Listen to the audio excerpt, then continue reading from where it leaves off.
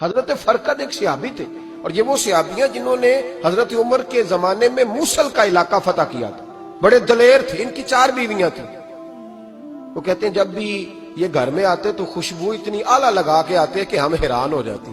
عورتیں زیادہ تیاری کرتی ہیں نا مردوں سے کہ نہیں؟ کہ آج کل مرد زیادہ کرتے ہیں. چلو میں دس چھوڑو، میں اپنی اصلاح کر لاں. تسی دوواں گلاں تے انجن کیتا ہے، اب پتہ نہیں سچ کیا ہے. کون زیادہ تیاری کرتا ہے؟ چلو بیٹھے جو مرد نے. ویسے میرے پاس جو اخباری تراشے ہیں ان میں یہ لکھا ہے کہ آج کل مردوں کے میک اپ پہ زیادہ خرچ آنے لگا. یہ تحقیقی رپورٹ ہے. اور پاکستان میں سب سے زیادہ جو اخراجات ہیں وہ میک اپ کے سامان کے ہیں. پہلے لڑکیاں بیوٹی پارلر جاتی تھی، اب لڑکے بھی جاتے ہیں. پہلے صرف دلہن جاتی تھی، اب سارا خاندان جاتا ہے. اللہ تعالیٰ معاف کرے. اس کے باوجود بڑی غربت ہے ملک میں، پریشانی بھی بڑی ہے. اس کے علاوہ ہمیں غریبوں کا درد ہے. اس کے باوجود ہم لوگوں کی مدد کرنا چاہتے ہیں.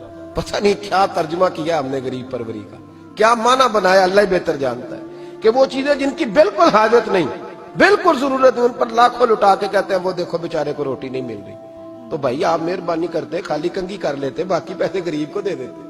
لیکن چلے معیار ہے نا ہمارا اپنا معیار ہے، اس پر میں جاتا نہیں، بات نہیں کرتا. نبی کریم علیہ السلام کہ صحابی ان کی ازواج کہتی ہیں کہ اب عورتیں زیادہ تیاری کیا کرتی تھی، لیکن وہ جب گھر آتے نا تو اتنی خوشبو لگاتے. کہتی ہم چاروں مل کے کوشش کرنے لگی، ڈھونڈنے لگی کہ وہ خوشبو کا پتہ کریں جو یہ لگاتا ہے. ہم نے بازار سارے تلاش کر لیے.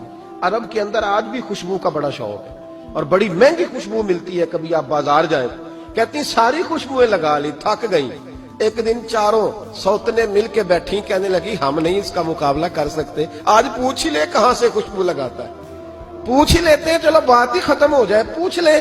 یہ ہم جتنی مرضی اعلیٰ لگائیں، جب یہ آ جاتا ہے نا، کچھ لوگ میرے محفل ہوتے ہیں، جہاں آ جاتے ہیں وہاں چھا جاتے ہیں. تو یہ جب آتے ہیں تو چھا ہی جاتے ہیں. کیا کریں؟ اس طرح کا میرے محفل ہے، کیا کریں اس کا؟ فرمانے لگی ایک دن چاروں سوتنوں نے مل کے ان کو بٹھا لیا. کہنے لگی بتاؤ تو صحیح خوشبو کون سی لگاتے ہو؟ کہنے لگے کوئی بھی نہیں، کبھی لگائی نہیں، آج تک نہیں لگائی. تو کہتے ہیں بیویاں کہنے لگی صحابہ تو غلط بیانی نہیں کرتے، پر آپ کیا بات کر رہے ہیں، یہ کیسے ہو سکتا ہے کہ آپ آتے ہیں تو ہم حیران ہو جاتی ہیں. فرمانے لگے جس دن کی تم لگی ہوئی ہو نا میری خوشبو کا مقابلہ کر دے، مجھے پہلے دن کا ہی پتا ہے. تو میں نے کہا چلو زور لگا ہی لے، دیکھ ہی لیتے ہیں کہاں تک بات جاتی ہے تمہارے پاس، جتنا زور لگا لو. بہرحال میں اللہ کی قسم اٹھا کے کہتا ہوں کبھی نہیں لگائی. تو بیویاں کہنے لگی پھر بتا تو صحیح، تو ایک دلیر آدمی ہے، اور جو دلیر لوگ ہوتے ہیں وہ خوشبوؤں کے اور کپڑوں کے اور ان چیزوں میں زیادہ وقت نہیں لگاتے، ان کے تو مشن اور طرح کے ہوتے ہیں. آپ تو مجاہد قسم کے آدمی ہیں، پر ہر وقت خوشبو آتی ہے. تو حضرت فرقد رو پڑے، کہنے لگے بیمار ہو گیا تھا، لاچار ہو گیا. حکیموں طبیبوں نے انکار کر دیا.